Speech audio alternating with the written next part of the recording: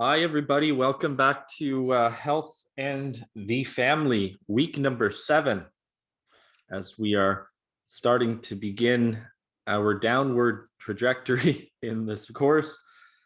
This week, we are doing a module on social epidemiology, which a lot like a lot of these perspectives that we're dealing with in this course.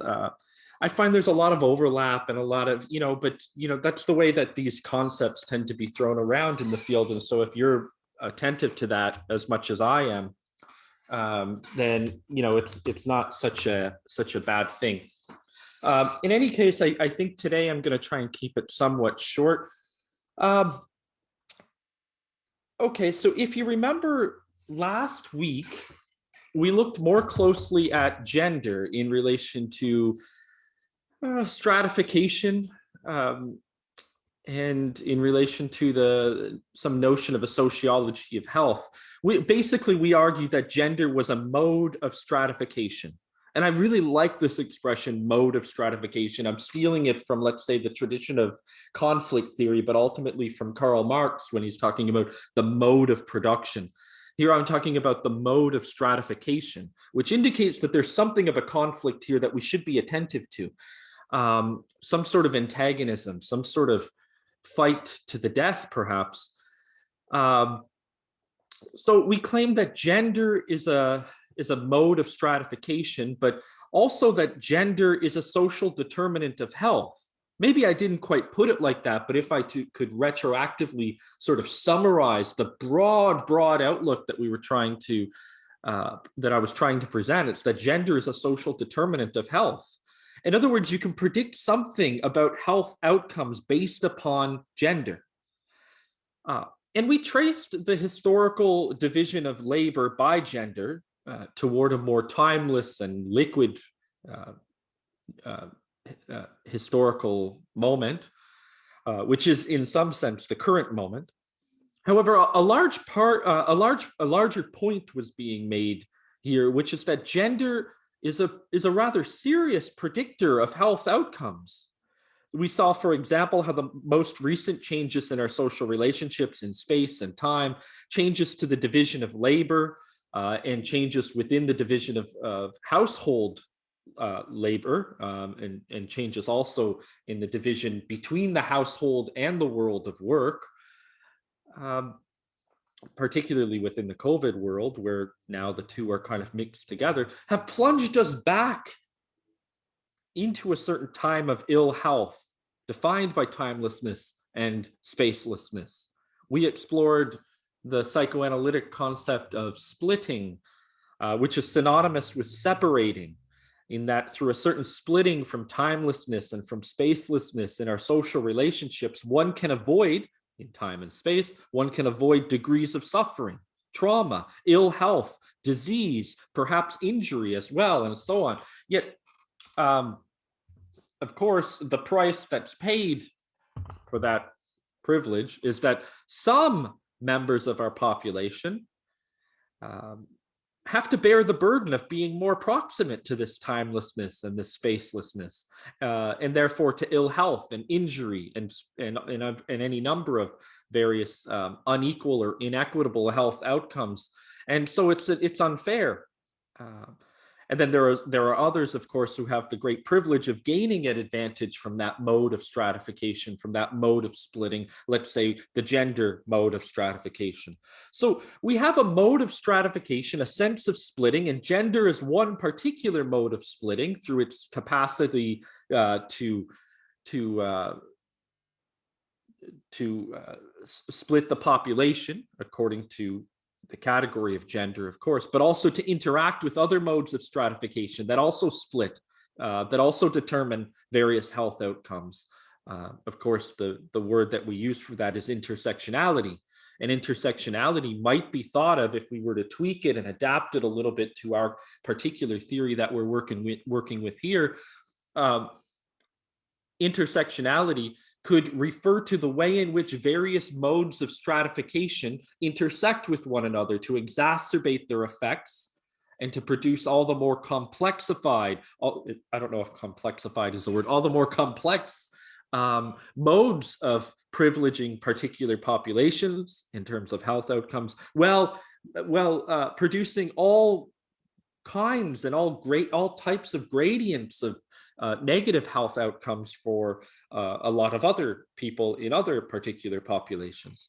Well, I think all of that sets the stage for what we're going to speak about today.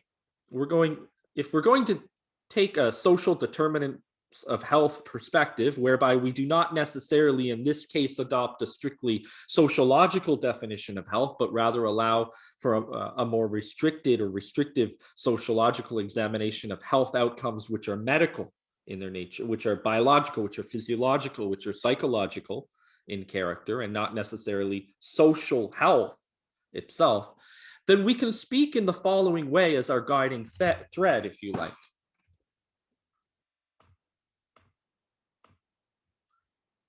We could say, for example, and we're trying to keep things at this point fairly simple, although I'm being a little verbose.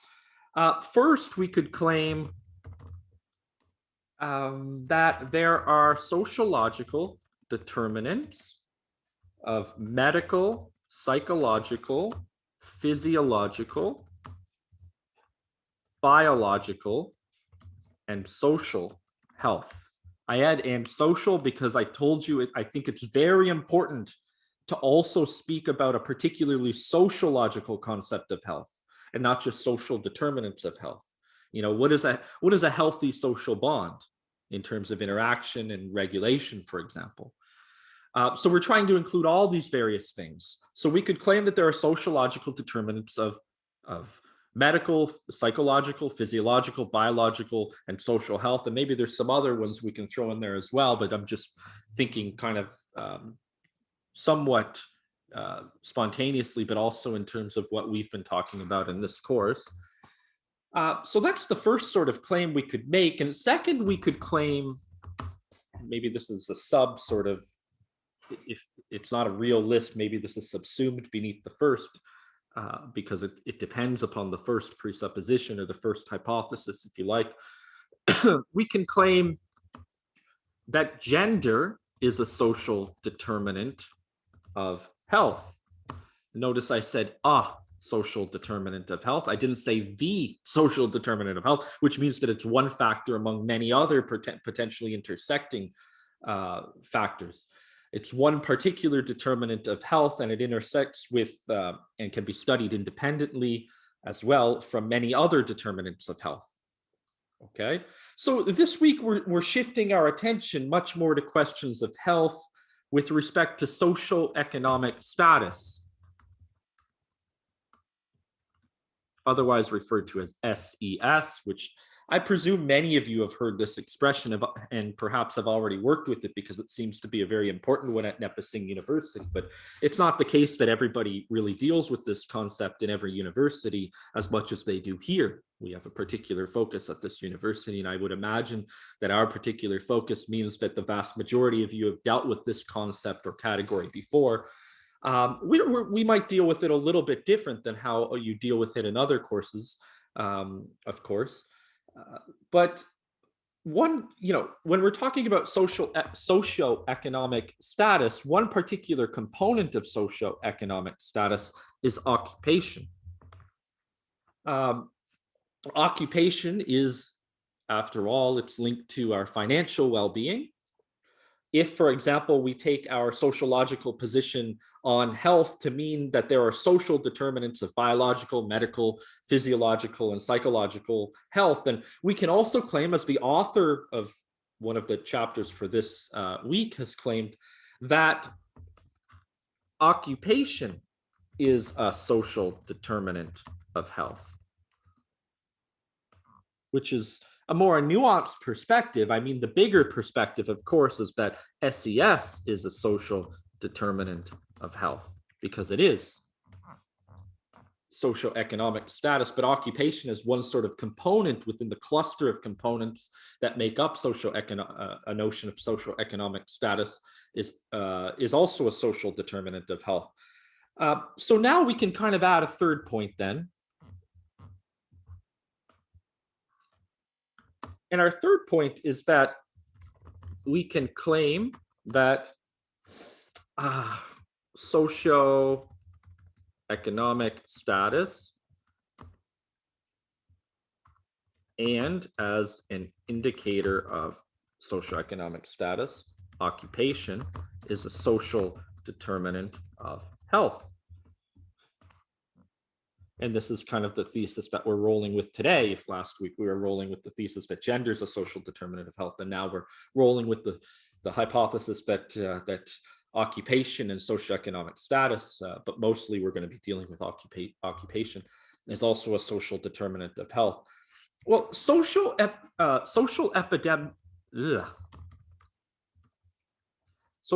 epidemiology can help us understand occupation as a social determinant of health. So let's begin, I guess, with a few definitions. I guess it would only make sense since I'm throwing this word out there suddenly, social epidemiology, which is kind of our focus for today. What is epidemiology?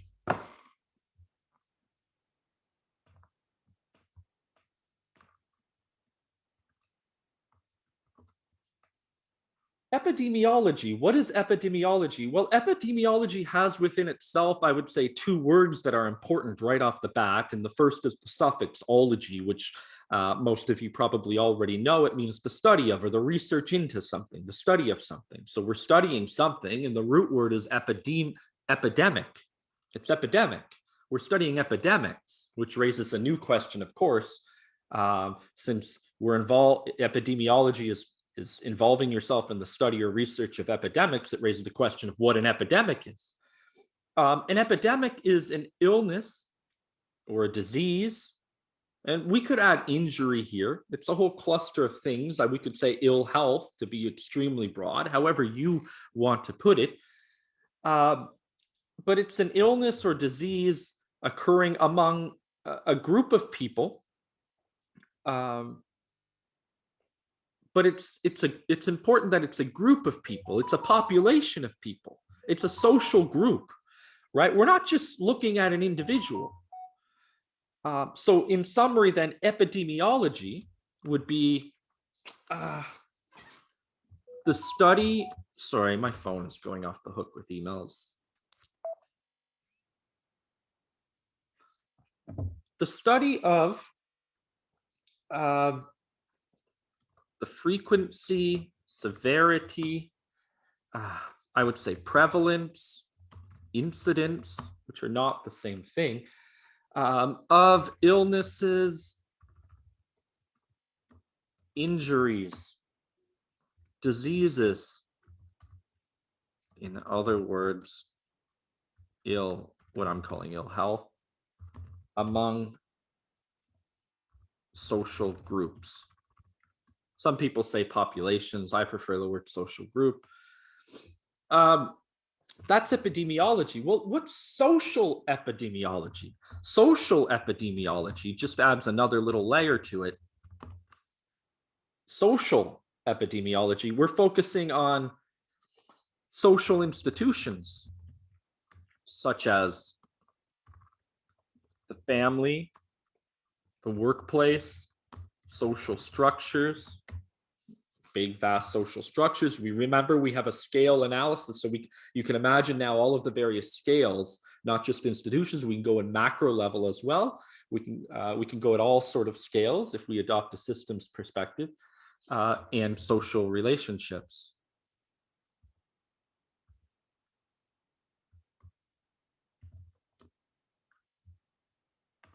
I'm going to put it like this: social structures and social relationships.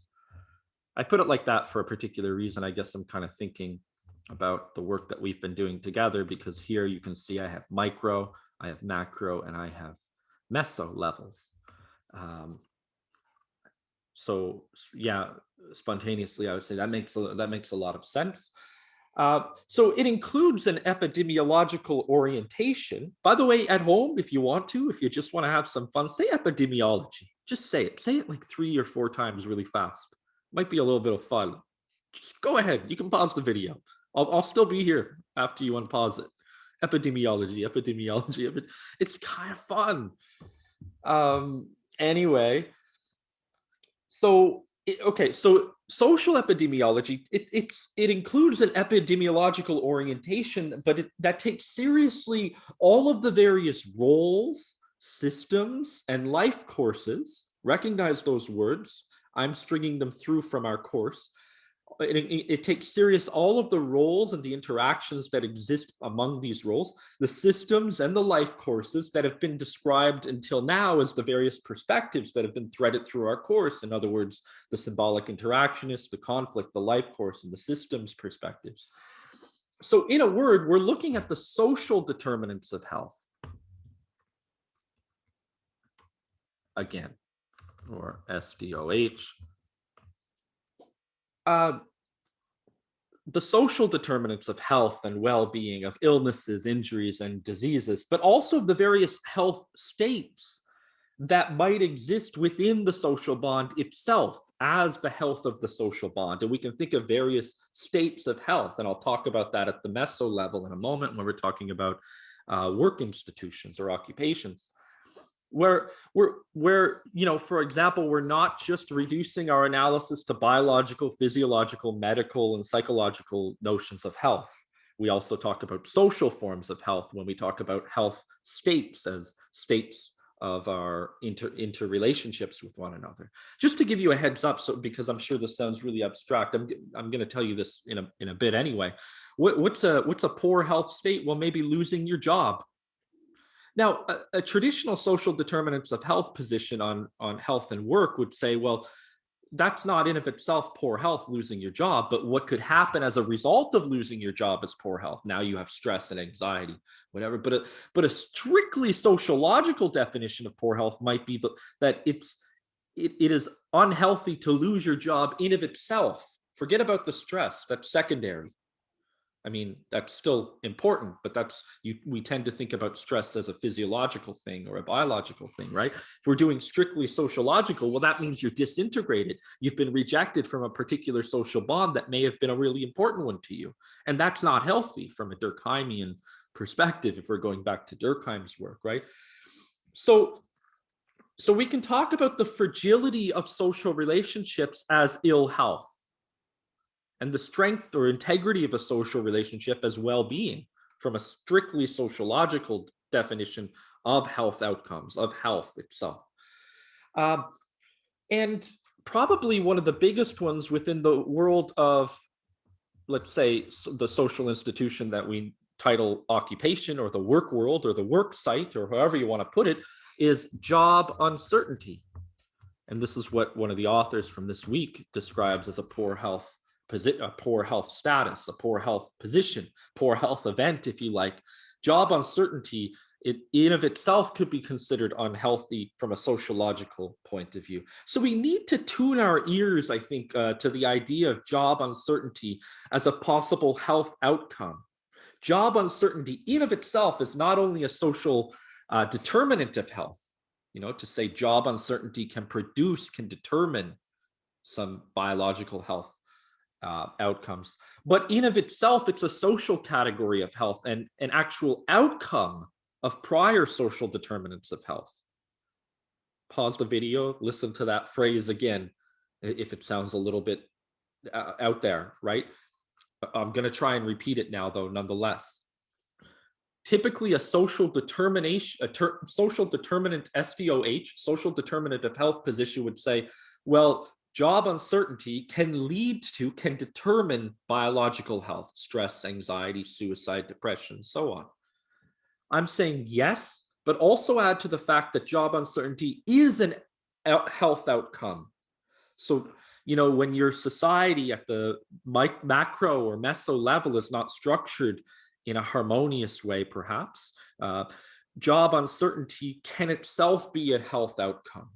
That is the bad health. That is the poor health. That is the ill health from a strictly sociological perspective. So wider social determinations can lead to the health outcome of job uncertainty, which is, in the final analysis, still a rather broad and a rather bad health outcome, we might claim. Well, why is it a rather bad health outcome? Remember, look back at week number 5 of this course.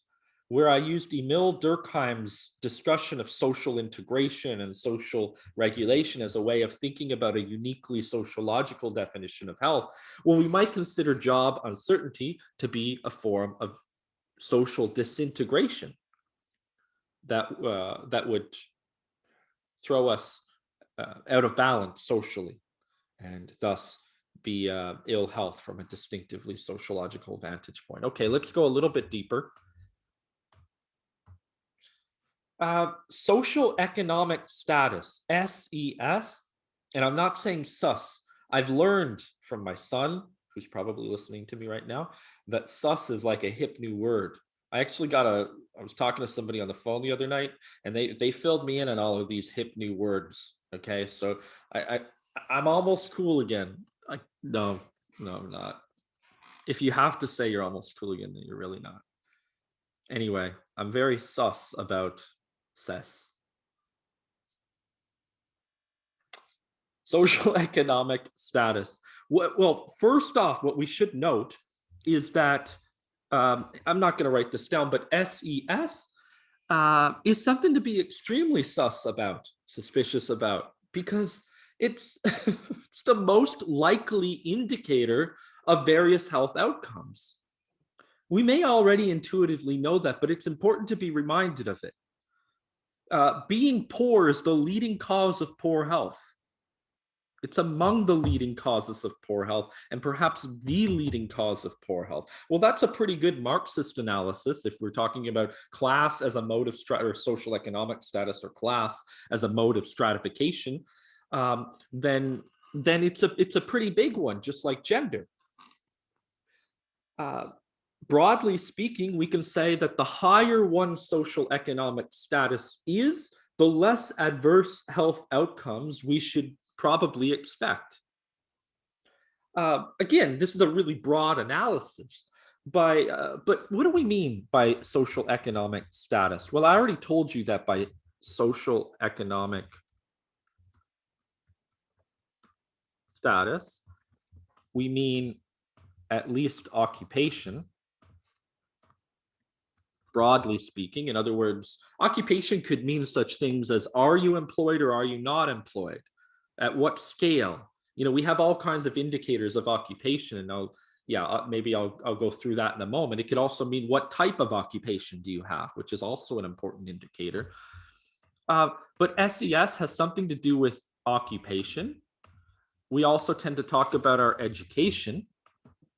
Do you have a university education? What type of university education? How high is it? Those sorts of things. And of course, income, which is a measure of a more traditional measure of one's social financial class, one's income, how much money you bring in from your employment, usually, but not always. Oh, and of course, why is it doing this to me? Just terrible. Of course, it goes without saying that all of these are kind of related to one another and play off of one another in various ways as well. For example, higher education and higher income if you have a higher education and you begin with higher income, you're probably more likely, just a rough estimation, I don't have any stats to back this up, more likely to have a better occupation, or at least that's what we tend to think. Okay, well, so by social economic status, we mean some measure of one's income, education, and occupation. And to be clear, this is the definition that's used by the American Psychological Association. So I'm kind of taking that, but it's a pretty standard one. We might presume, as many do, that social economic status can be high, it can be in the middle, or it can be low. But by presuming that and this is how we often section it out in public discourse, for example, we talk about the high or upper classes, the lower classes, and the middle classes. But But of course, these three groups are not of the same population. Each group is typically a different size, right? For example, under the Occupy Wall Street movement, we heard a lot about the 99% versus the 1%, which would imply that those in the higher brackets are very few. So they're not equally populated groups, but what we know though is that SES tends to be a very good predictor for all sorts of adverse health outcomes, and a significant, or we could even just say broadly, for health outcomes, whether positively or negatively, there seems to be a pretty significant correlation between one's social economic status and one's measure of health, and a significant number of the adverse health outcomes due to having lower social economic status, they tend to be psychological. Public Health Ontario, for example. I wonder if I should bring this up. I think I will. One moment. Okay, let me share my screen with you.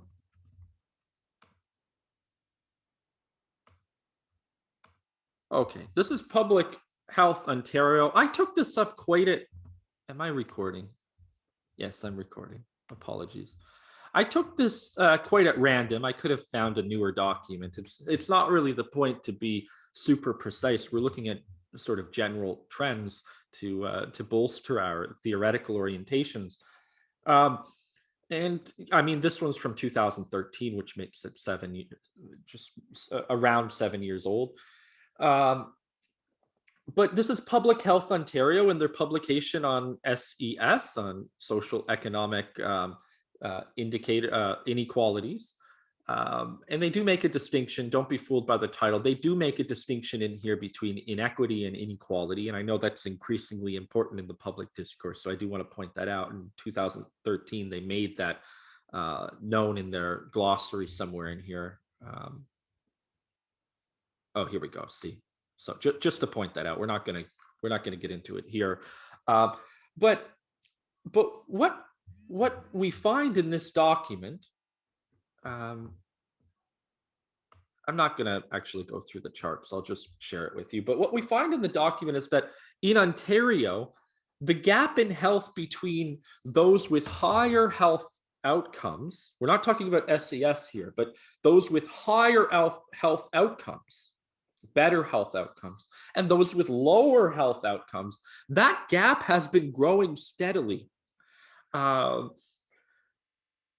which means that those who are sick are, it's a funny kind of expression, but in the world of, let's say, conflict theory, you often hear the rich are getting richer and the poor are getting poorer, sort of thing, as the widening class seems to be shrinking, the middle class seems to be shrinking, and you hear these terms a lot.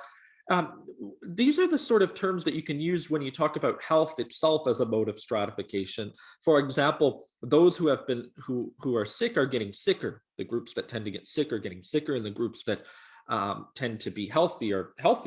And that gap between the two groups is getting bigger. SES is one of the most obvious reasons for this, according to Public Health Ontario.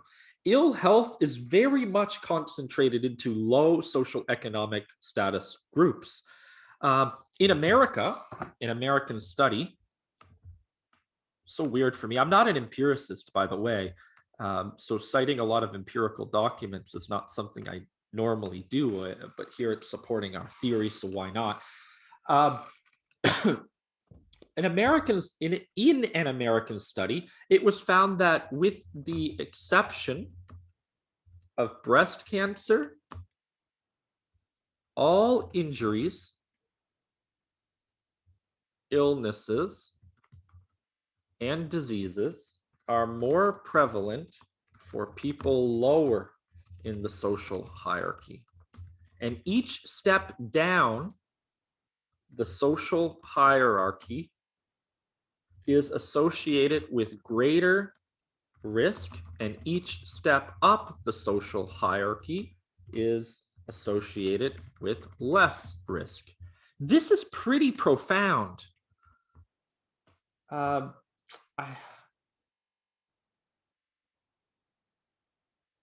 Oh, this is from our textbook. Okay, so this is a few years ago, but nonetheless, I mean, it's extremely striking, and we should pay attention to this because there's no obscuration here.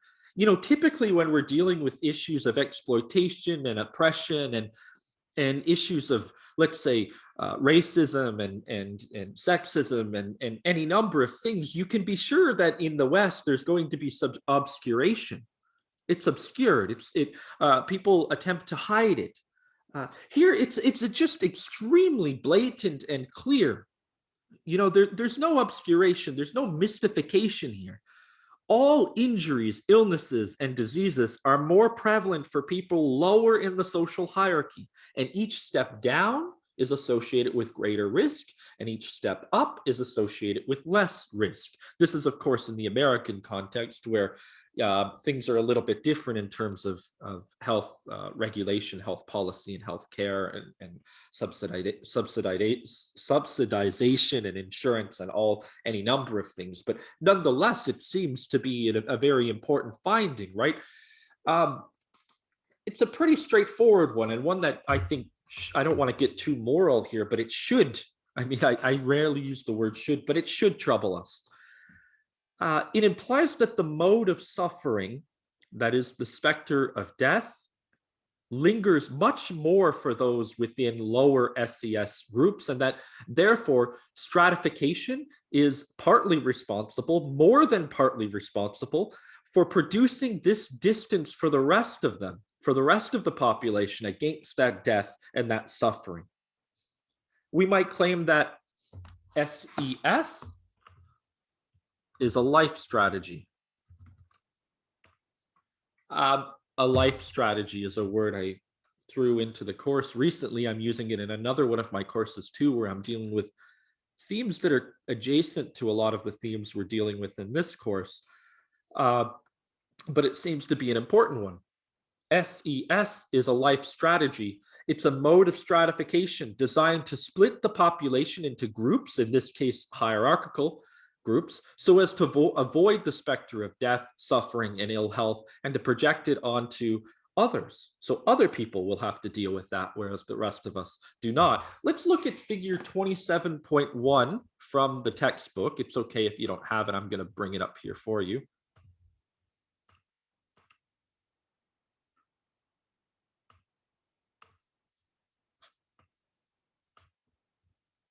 This is figure 27.1. And what it shows, we're looking at the health outcome of cardiovascular health, cardiovascular disease. We'll call it cardiovascular risk. And so we're talking about biological health outcomes. And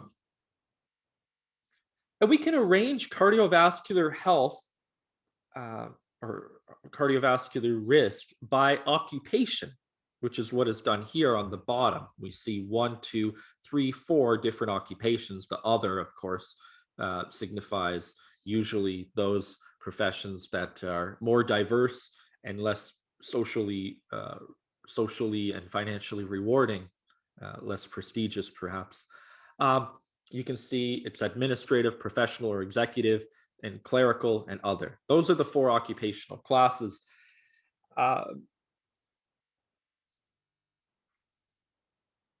Again, the reason we're looking at occupation is because occupation is an indicator of SES. It's part of our definition of SES. I mean, occupation is significantly related to our income that's the place we go to earn our money.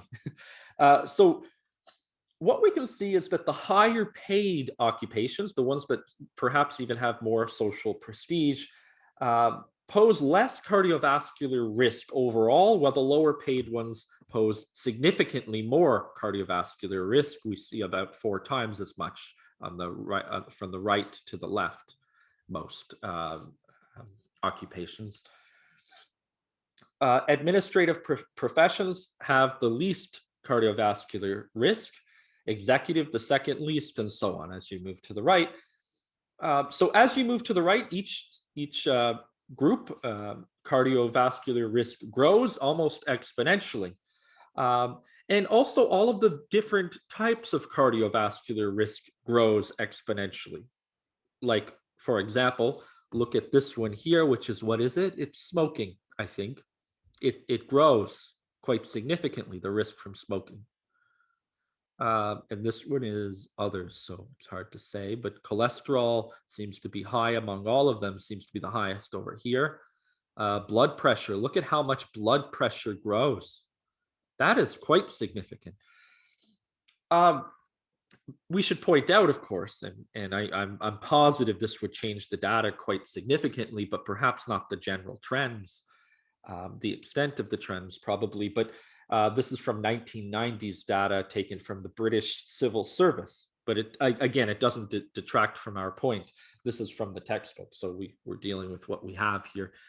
So if we look at the Canadian data, for some related trends, which I did actually before starting this video today, we find the same patterns. Take, for example, studies on the social, I don't know if I should bring this up. I don't think I will. If you want to go look into this yourself, you're welcome to. It's studies on the, I'm quoting, so this is what you type in, socioeconomic gradients in cardiovascular risk in Canadian children and adolescents. That's the title. Social economic gradients in cardiovascular risk in Canadian children and adolescents, which was published by the Government of Canada on their website in 2016, I believe. And the study demonstrates, I'm basically quoting or paraphrasing them here, that cardiovascular disease, CVD, and its risk factors show clear social economic gradients in Canadian adults. Gradients is a nice soft word. It's very close to meaning hierarchies. So it's really clear that this still exists. But there's still room here. I mean, it's kind of like an accepted thing. You know, it's kind of undebatable. But where there's still room for clarity is in the study of children. I'm quoting the authors of this study here. Whether social economic gradients in cardiovascular risk emerge in childhood remains unclear. Well, it's unclear, but we have a heck of a lot of evidence to suggest that it does. It might not be as decisive, but it's pretty darn close. What the study, for example, what this exact same study finds so far, and this is 2016, is that there are important sex differences. And sex differences is a very important field of study in cardiovascular stuff right now. This is a field of study that I was I didn't do it myself. I was very close to it. My last partner was studying this particular stuff.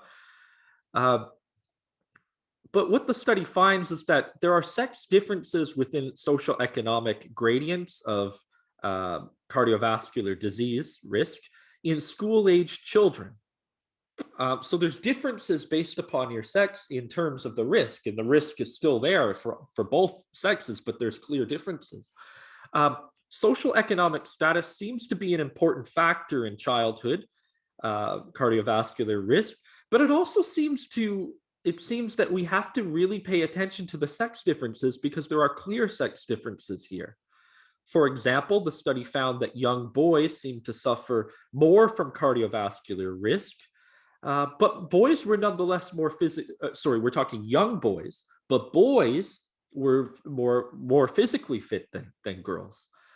On the whole, all Canadian children, I'm quoting the article, all Canadian children show significant SES gradients in obesity, physical fitness, and several other physiological markers of risk of cardiovascular. So we're seeing some serious cardiovascular risk in children, largely based on SES, but the outcomes are different by age and by sex.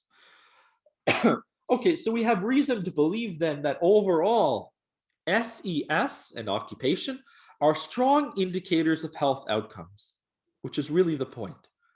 We'll look a bit more closely at occupation. How to measure different social indicators of health in terms of occupation. This is a point I brought up earlier, but I didn't fully elaborate it. Well, I mentioned earlier that job loss or job uncertainty might be a social health outcome or a social determinant of health, both. The author of one of our chapters claims that there are a number of occupational states that individuals might have in this respect, and we should be attentive to what these various states are. You know, it's not just job loss or you have a job, right? For example, there's a table here, table 27.1, which I'm going to bring up now.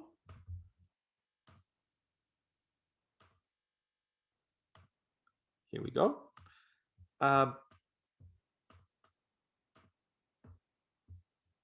Okay. You can see here, I'm not going to go through this at length. It's not all that important. It's just enough to know that we have some terminology here that maybe should be standardized to some extent when we talk about all of the various job states having to do with things like job loss or unemployment. Just pointing this out, that using a sort of common language, we could adopt some of these concepts of job loss, such as what we see here, job insecurity, involuntary part-time employment, temporary layoff, lack of work, lack of skills. All of these things, all of these job states are different, and they have different determinants, and they also potentially have different, presumably have different, let's say, biological, psychological, physiological, medical health outcomes. So it's an attempt to be a bit more precise when we're talking about such things as health outcomes and the social determinants of health in the world of occupation. Another way to think about this is to look at the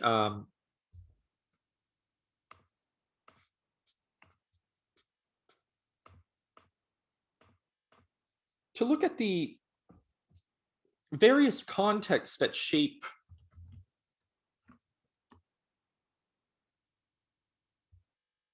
occupational health outcomes. And again, this is from the textbook. For example, we could be looking at firm level organizational and human resources decisions. That's one sort of context that could shape our health outcomes. Things that are having to do at the level of the for example, like, did the organization change and that maybe led to layoffs? Or did human resources decide to downsize? What new hiring practices, what new requirements are there in the human resources office for employees? These types of things. Another context is trade unions and labor market intermediaries. Well, this could be like, was the time off from work due to reskilling or retraining, for example? Did the union assist in this transition? What was the union's involvement? These are contexts that can shape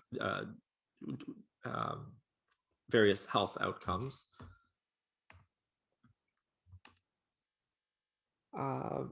We could also look at government-led actions, such as government policies. For example, is there a policy for time away due to workplace injury? Policies against workplace injury discrimination, all of these various things. Okay, so all of these various job losses are related to what the author calls, I'm not sure if I like it or not, working life course perspective, a working life course perspective as a working person. So you see, they've added the word working to the life course perspective. The author proposes that we look at health outcomes as being tied to work interruptions, right?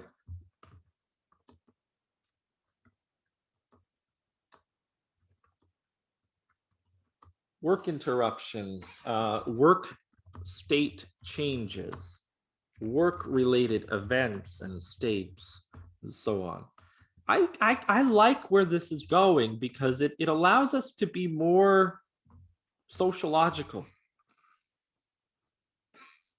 by looking at the actual ways in which we're relating to our place of employment through integration and regulation, for example. Uh, so, for example, consider that multiple job transitions throughout our working life course can have these cumulative effects upon our well-being. Maybe I mean, the example given in the textbook is a person with a high school education, without any other education, high school education, experiences uh, in the United States an average of 9 major job changes throughout his or her career or their careers. Um, so that's significant.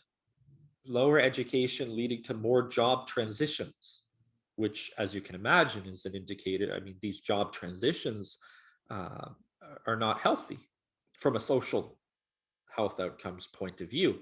From a biological health outcomes point of view, well, we'll get to that in a moment. Um, so, education in early life, as a measure of SES, can lead to various work related outcomes in later life. And this, in turn, can be used as a measure of health. The working life course perspective requires us to think across time of individual workers. But we have to be careful when we're looking across the time of individual workers. Just think about yourself if you're a worker or somebody you know who's a worker. We got to look across their whole work life course from the beginning to the end. And we have to be careful then of potential blind spots if we're adopting this notion of health, because we have to rectify these blind spots if they do exist. And the author of our text calls these various types of censoring. For example, I'll just give you two: mid-censoring. What is mid-censoring? Mid-censoring is when we don't see that there's blind spots in amidst a working life course of an individual, amidst it, within it, throughout it. Maybe they're taking breaks from their job. They leave the workforce to look after their children, or maybe they're leaving the workforce to look for another job or to reskill or retrain. There's multiple potential job transitions there, and if we don't see those transitions, then we're involved in mid-censoring uh, the working life course, and we're being blind to potential health difficulties there. Uh, so we can look at these, and solutions to them might involve building policies for these transitional moments, like healthcare, uh, maternity leave, sorry, family leave, retraining opportunities, disability management, and so on. We don't want to overlook these interruptions or jobs to job states. Another type of censoring is called what the author calls left censoring. It's a really fascinating way of putting it. This occurs when the working life course model begins only at a point on the calendar and not at the origin of a person's working life. And this often happens in studies, we can imagine. So perhaps if we're studying, say, a working life course, we begin our study of the work life course of an individual on a specific day and time, let's say December 15th, year 2001. But the individual perhaps has been working long before that, perhaps since January of 1970. I don't know. Sounds like probably how long my dad has been working. But what we do when we begin in a calendar year is we risk losing the prior work life experience. And ideally, what we want to do is measure the full life course of the work experience, including the period prior to what the author calls cohort inception, when they begin their journey into the world of work, and then it's only after that we can begin to think about something like mid-censoring and how there might be other transitions there, right? So we're looking at transitional states, work states, and these sorts of things as indicators of health in the world of work. In any case, what I want to do now is return back to our various perspectives, to the overarching theories that we've been kind of building together for a uniquely sociological theory of health. And what I think we see here from all of this data is just clear evidence, generally speaking, that stratification is a mode of distributing people in time and space, that is, of producing time stratifications and space stratifications that lead to social health consequences. That's what makes them life strategies. And if it's true that the traditional division of labor was a factor, the traditional, let's say, gendered division of labor was a factor in separating people out of this ill health that's associated with timelessness and spacelessness, largely through gender, then here what we can see, of course, class also, uh, or to be more American about it, social economic status, is also a mode of stratification and has been for quite a while, which includes income and education and occupation. That can also be an indicator of wellness, put simply. And the evidence clearly suggests that there's a hierarchy of health here. For a long time, there was a belief that the relationship of low SES and health could simply be eradicated through effective social policy. Let's say that's a very liberal perspective, and we're trying to adopt not necessarily a liberal or a conservative or a left or a right perspective. We're trying to adopt something like a systems symbolic interactionist psychoanalytic life course perspective sort of thing, right? And if we're going to take the conflict perspective seriously, then we gotta think, is social policy actually a long-term solution? Perhaps it is. And perhaps it's a matter of mitigating the problem. But we also seem to think not just social policy would save us, but also technological advancements we believed for a long time would save us. If you go back, several decades and look at the literature, there was a lot of talk about technology as being some sort of panacea, some sort of wonderful solution that may help us. But research shows that this has not necessarily been the case. Health disparities based on socioeconomic status seem to actually have increased, even with technological advances. I'm citing here a study from Wang and Zhang, G-E-N-G, in 2019, which I could bring up. I have cited here. If anybody wants the link, I'm happy to share it. But there's all kinds of studies that demonstrate this. So we have reason to believe that socioeconomic status is another social institution. We can think of SES as a social institution whose aim is to separate individuals, to split them, separate populations of individuals into groups so as to mitigate the effect on wellness. So many are disadvantaged and some are less disadvantaged. Therefore, we can consider SES and occupation life strategies. No wonder the author of our text was led to the conclusion that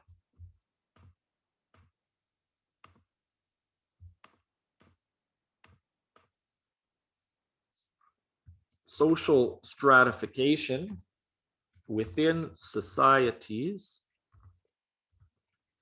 opportunity structure, is a fundamental cause of health inequalities.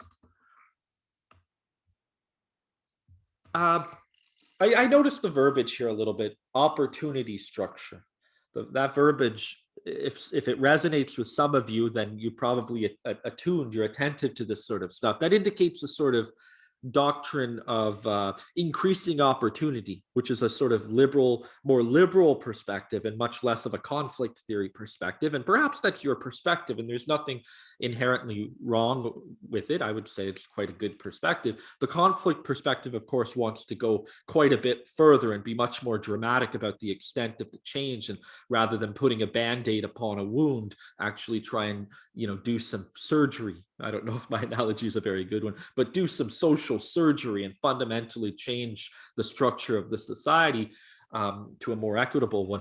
But nonetheless, generally speaking, the claim that social stratification is a fundamental cause of health inequalities is an important one, and I've been repeating it throughout today's class for that reason.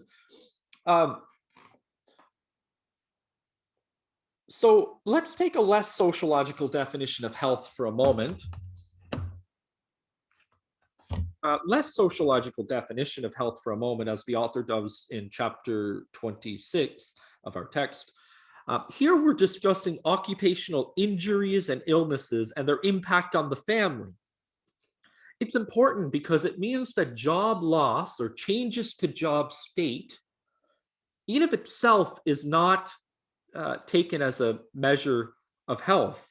Instead, we're looking once again more at biological, psychological, physiological, and medical, and so on as indicators of health in the final instance. And of course, that's okay. There's nothing wrong with that. We can do all of these things at the same time while we're trying to develop our own social definition of health. We can do all of these things at the same time. It's perfectly okay. But as we know, job-related injury and illness is a very common source of hardship that individuals face around the world, also in Canada, much more so, I think, in the United States. And probably many of you have faced it. Some of us have faced it. Some of us are facing it right now. I believe I'm facing quite a bit of job strain, role strain right now, as I imagine most professors and teachers and anybody who's working at all, who's working from home or even on the front, I call it the front lines now, even in the coffee shops and the restaurants and in the grocery stores, or, all those who are even not even mentioned, who are doing like janitors, who are, for example, called in, as I heard from several at the coffee shop a few months ago, called in to clean up after children who have vomited in a school after nobody else will go in the school. So I imagine there's a lot of us who identify with this today during the time of COVID, especially. We're all kind of in it together. So in some sense, it feels like a democratization of suffering, although it's not exactly that case. The hierarchies are much more prevalent and visible in some cases than we probably expect. In any case, I'm rambling now. The Canadian Centre for Occupational Health and Safety reports that each year there are more than 1,000 fatalities within Canada that are reported from work-related events. It's important that we include that are reported. There's around 300,000 successful claims for work-related injury or disease. Again, please keep in mind, it's extremely important that this figure is only a count of the accepted and successful claims from various compensation boards. So we would expect the number to be much, much higher than that. But look at the number in America. More than 5 million citizens report workplace injuries and illnesses every year. There's an associated cost of around 155 billion, and I believe all of this has gone up. This is a figure from a few years ago. So I'm interested in having a rough approximation of the population, the percentage of the population, so that I can compare countries. And I just did a casual, quick calculation myself, comparing those numbers to the current population. It's a simple it's a simple thing. You just punch in a calculator in 2 seconds. We're basically talking about 0.8% of the population in Canada and 1.6% of the population of the United States, as far as I can tell at a given time. That's taken not the population of workers, the population of all people in the country, right? Which shows that it's actually a significant number. So, I mean, if you're interested, you can go to awcbc.org/en/statistics, en for English, /statistics, awcbc.org/en/statistics, and you can have a look at the various statistics associated with workers' compensation claims in Canada, and you can group it in all kinds of interesting ways. I don't think they group them in ways that I find particularly nuanced or subtle, but you get some sort of picture, I guess.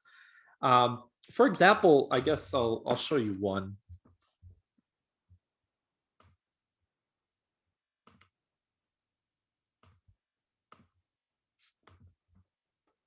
Here's one taken from that website.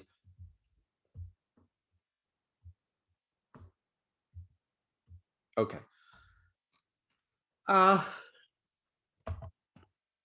don't see the year here. This might be the most recent. I'm not sure. Um, but you can see that it's broken down here by occupation. They also break it down, if I remember, by industry, which is interesting too. Um, and what do you see here? I didn't really care to analyze it so much. I'm just kind of pointing out that it's here, but you can see trades, transport, and equipment operators and related are the highest by far.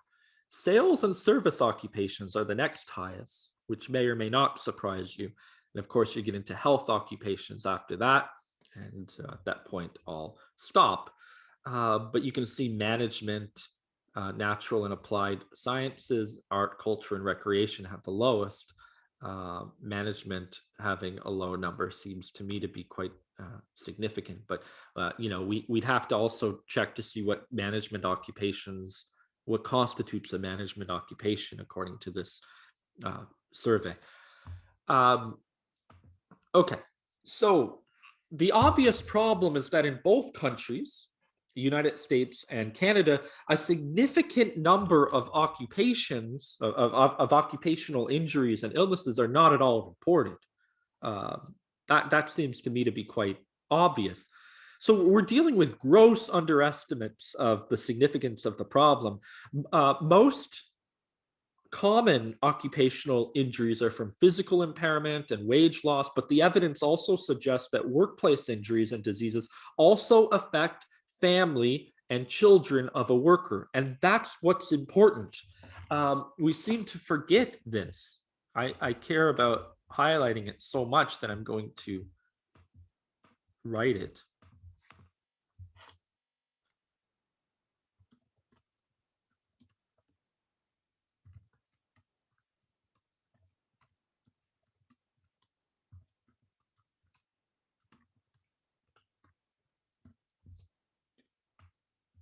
And this is where a lot of recent studies have been going, and it seems to be important that we do more research in this area. So the question is, what are the consequences of workplace injuries and illnesses for the families of the worker? Well, we can imagine that it might affect families any number of ways in terms of medical care and assistance with recovery, in terms of psychological effects and behavioral effects, economic consequences, but also vocational consequences. Just think practically if you have a two-person family, spouses, and one is sick and needs to be taken care of, while the other can't pursue their own vocation, their own careers, perhaps. They might need to take time off, and we hear about this all the time. So the important point, though, is that families often, they must adjust their lives when their relative has sustained some sort of a medical problem or some sort of injury or illness due to work. Or so in this transitional state, there's an impact on the rest of the family as well. This is true even in the case of a simple loss of work. If we're going to just take a social definition of health as the loss of work, then it's also affecting the family there. They may need to assist with transportation if there's an injury, to bring the relative to the hospital or to care facilities, to provide home care services, become arbiters and communicators with insurance providers, legal representatives, health representatives. They might have to administer medications and all of these things. We can think of so much more. So it implies that it takes away more of their time and more of their distance or autonomy. If you want to think in terms of the change in social relationships in space and time, the family is affected by losing some time, by losing some distance, by potentially falling into what I've been calling more liquid time or timelessness and spacelessness. The threat of spacelessness and timelessness emerges there. So we can already see how this has an impact on the sociological definition that we've been stringing along on health. Now, suddenly, the other family member or members must be around more, must be there more. and must use their time more on these new issues. And this changes the relationships. It produces tremendous health outcomes for the potentially produces tremendous health outcomes for those other family members, in addition to the injured worker or the worker who's in job transition and so on. There's also psychological issues, of course, that I didn't mention, such as depression, stress, feelings of alienation, violence, suicide is also possible. For example, here we have a table from the book. What table is it? 26.1.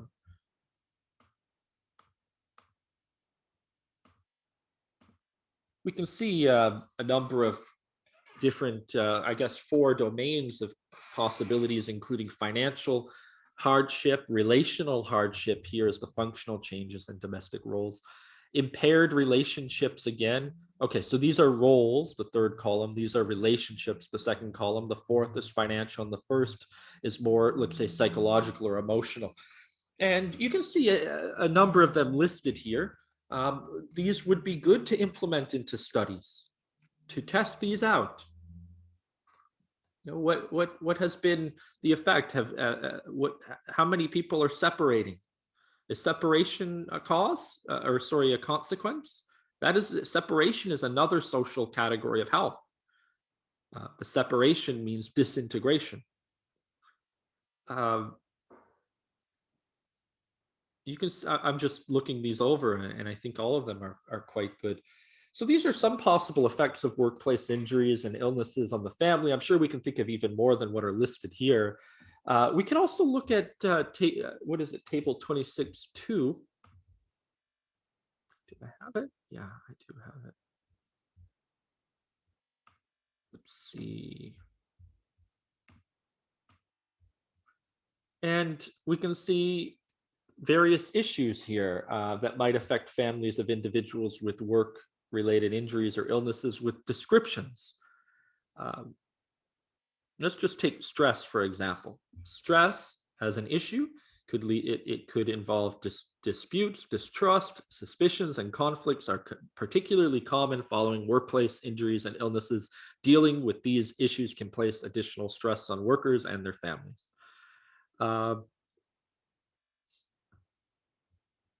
You can look at this in your own time if you want, if you have a copy of it. If any of you need a copy of anything I show or cite in class, let me know, and I'm happy to provide it to you by email or post it in the forums or whatever if you would like. Okay, so how can some of our perspectives, I'm going to try and wind down now, how can some of our perspectives address this question? Well, I want to quote the author of one of the chapters from this week for a moment, and I think what I'm going to do here is quote the author at length. I'm not sure if I should type it out. It's quite long. I don't think I'm going to type it out, so I'm just going to read, okay?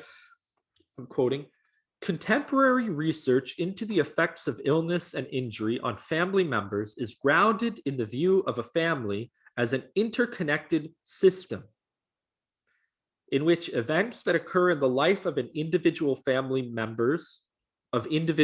members cause changes in the behavior of family members as individuals and as a group," end quote. Contemporary research into the effects of illness and injury on family members is grounded in the view of a family as an interconnected system in which events that occur in the life of individual family members cause changes in the behavior of family members as individuals and as a group, end quote. So you can see how the systems and the symbolic interactionist perspectives are being deployed here. They are the basic presuppositions, the theoretical presuppositions that are giving rise to this sort of research. And the author continues, I'm going to quote a bit more. Sachs and Ellenberg, from a 1994 study, used a systems orientation to describe the various adaptations families made when a family member suffered a workplace injury.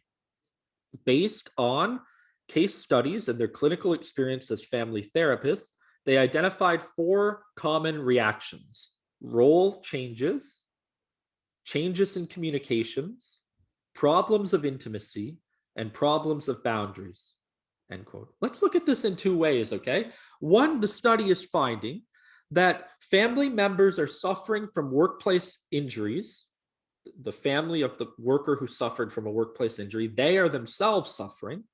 And they tend to suffer in the following ways in terms of changes to their own roles, which is an indicator of health from a symbolic interactionist perspective. They don't know who they are, what the boundaries are anymore, and so on. Changes in communications, that could mean any number of things. I take it to mean the way in which we talk to each other based on our proximity. So it's probably a spatial dimension. Third, problems of intimacy, which is clearly a spatial dimension. It's funny how often when we get too close to somebody, our intimacy can fall. But it might not just be about being too close, although I sincerely think that that's a major player here. It also has to do with the injury inhibiting intimacy or causing stress that inhibits intimacy. But ultimately, I think it's about the loss of the distance that once, to put it psychoanalytically, eroticized the relationship to some extent. And four, problems of boundaries. These are space and time. So we're getting, these are space and time issues, social relationships in space and time, and health as as a consequence.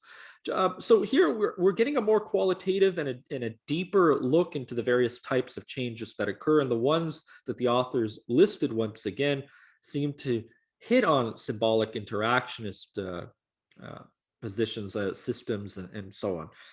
The last one in particular seems to work through problems of boundaries. I'm thinking again in the spot here, seems to indicate something of psychoanalytic sociology, which claims that health outcomes have something to do with distance, boundaries, and splits. Okay, the author continues. I told you this was a long quote. And I promise I'm getting to the end. Well, you can see, because if you look at the time down here, you'll see. Look at the time down there. You see the time coming. Thank God you can see when the time's ending. Otherwise, you'd be in the timelessness of the course. And what trauma would that bring? Quote, examples of role changes include other family members working longer hours, assuming household chores, spending less time supervising children's school and social activities. With respect to so that's the first one. With respect to communications, they noted increased family conflict and squabbles, particularly surrounding issues of financial security, childcare, and returning to work. Continuing the quote, in addition, Sachs and Ellenberg observed that injured workers are often unwilling to discuss sensitive family topics. Intimacy problems were evident and reduced feelings of family cohesiveness. The system's breaking down. Less time for. I'm just imagining what I must look like a nut job when I do these intense gesticulations. Less time for family interaction and less desire and physical intimacy among adult partners. Finally, boundary issues, the last one, involve lack of understanding and sympathy across generations and reversals in the caregiving relationships usually experienced between parents and children, end quote. It's fascinating, right? I really like this type of research personally. It's a personal preference. I like this qualitative study of role changes and so on. But we can see how role strain is a legitimate health outcome. For example, the author discusses, I swear I'm getting at the end. The author discusses an ethnographic study by Strunin and Bowden, Strunin and Boden from 1997, which looked at 60 injured workers in Wisconsin, an American study, who are now in a transitional stage. They're out of work. They experienced role strain because, and this is again, I think it was a qualitative study. The role strain that they experienced at home came from because they couldn't perform various activities like mowing the lawn, shoveling snow, couldn't do housework, yard work, gardening. They reported feeling, quote, decreased patience with children and their spouses because of the pain. Complaints about the quality of housework or cooking done by others when the injured worker could no longer do it, end quote. Well, that's a sad state of affairs. That's a little bit of sarcasm. What's the issue, though? It's, well, they're home. They're stuck in time. There's a compression of space and time, a loss of space and time. One might claim, for example, this complaining over other people being unable to cook for you seems somewhat patriarchal in nature. It's because the gender division of labor is one response to liquid time. And to be frank, I think it's a terrible regress. But today, what we see around us, in fact, if you start looking at what some popular public intellectuals are claiming, we see calls to make America great again, to regress to old patriarchal divisions, to make Canada great again. That's what timelessness, I think, can make us do. That would be one of the hypotheses that I would introduce quite spontaneously again at the end here, perhaps whimsically. Timelessness can that sort of ill health when you're drowning in the water and you're just waving your arms. We don't know how to split from the timelessness, how to separate ourselves in space and time. And so we try these old techniques as if they worked in the past. But what we know is that they only advantaged some people in the past and disadvantaged others. So do we want to go back? Soren, my love, you want to come say hi to my class real quick? Is it live? Role strain boundaries splitting. It's not live, I'm recording. Just say hi really quickly, okay? Since you're here. Say hi. Hi. What's your name? Soren. Say it. That's my class out there. Okay. Bye-bye. Love you.